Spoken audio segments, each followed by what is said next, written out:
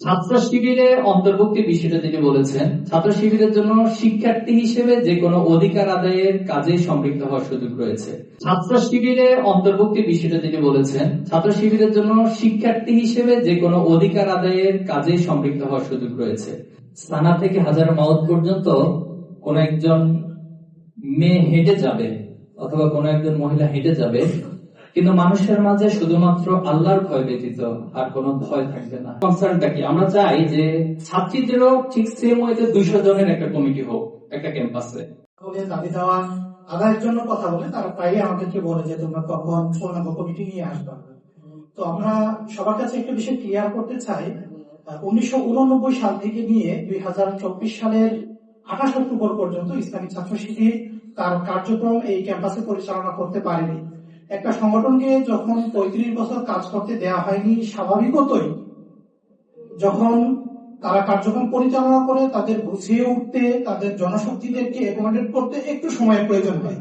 সেই জায়গা থেকে গত সেশনে যে আপনারা 3 জনের কমিটি দেখেছেন বা আমরা যেটাকে বলি সেক্রেটারিয়েট গঠন, সেটাকে আমরা পূর্ণাঙ্গ করার সুযোগটা হয়ে ওঠেনি। তবে এবছর যেটা আপনারা দেখেছেন, 3রা জানুয়ারি জাহাঙ্গীরনগর বিশ্ববিদ্যালয়ের সভাপতি নির্বাচিত এবং সেক্রেটারি মনোনীত হয়েছে। এভাবে করে সারা দেশের সকল শাখাগুলোরই সেট আপ হয়েছে এবং প্রত্যেক শাখা তার আভ্যন্তরীণ সেক্রেটারিয়েট গঠন করছে। আমরা আশা করছি দ্রুত সময় মানে রাজনৈতিক কোনো দ্রুত সময় বলবো না, আমি আগামী 2 দিনের মধ্যে ইনশাআল্লাহ আপনাদেরকে জাহাঙ্গীরনগরের পূর্ণাঙ্গ সেক্রেটারি দিতে পারবেন। যতটুকু বুঝেছি আপনি ছাত্র শিবিরে মানে ছাত্রী বোনদের অন্তর্ভুক্তির কথাটাই বলেছেন সব পয়েন্টগুলোতে। মেয়েদের প্রতি কতটুকু উদার, এই প্রশ্নের উত্তর আসলে ছাত্র শিবির তার একজন সন্তান হিসেবে আমি আমার মাকে যেভাবে ফিল করি এবং আমার বোনকে যেভাবে ফিল করি, আমার প্রতিটি ক্যাম্পাসে ছাত্র শিবির প্রত্যেক জনশক্তি সেই একই চোখেই শিক্ষার্থী বোনদেরকে দেখতে চায়।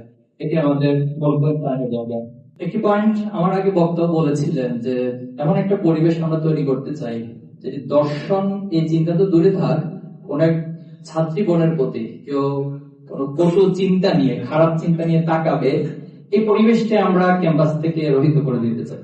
আল্লাহ সাল্লাম একবার বলেছিলেন যে সানা থেকে হাজার মাউত পর্যন্ত কোন একজন মেয়ে হেঁটে যাবে অথবা কোন একজন মহিলা হেঁটে যাবে, কিন্তু মানুষের মাঝে শুধুমাত্র আল্লাহর ভয় ব্যতীত আর কোনো ভয় থাকবে না। সেই পরিবেশটা আল্লাহ সাল্লাম স্বপ্ন দেখেছিলেন এবং স্বপ্ন আল্লাহ সাল্লাম সাহাবায়ে আজমাইনদেরকে দেখিয়েছিলেন এবং তার বাস্তব রূপ আমরা খোলাফায়ে আজমাইনের যুগে দেখেছি।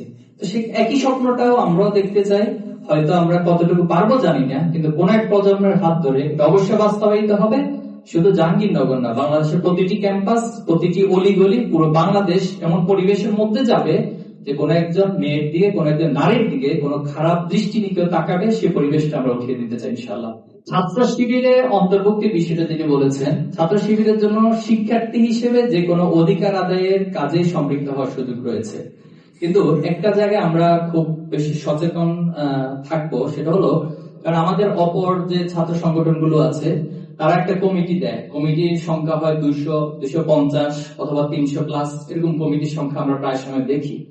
তো সেখানে আমাকে খুঁজে বের করতে হয় যে কতজন নারী শিক্ষার্থী আছে।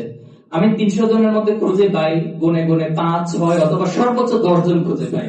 এখন আপনি আমাকে বলুন, এটা কি এক ধরনের বৈষম্য নয়?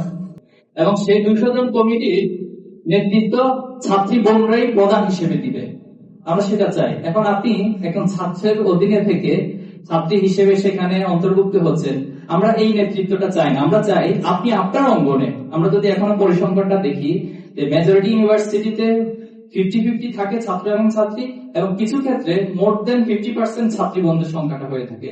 তাহলে কেন সেখানে আপনি 200 জনের মধ্যে 5 জন 10 জন কমিটির মধ্যে অন্তর্ভুক্ত সন্তুষ্ট থাকবেন?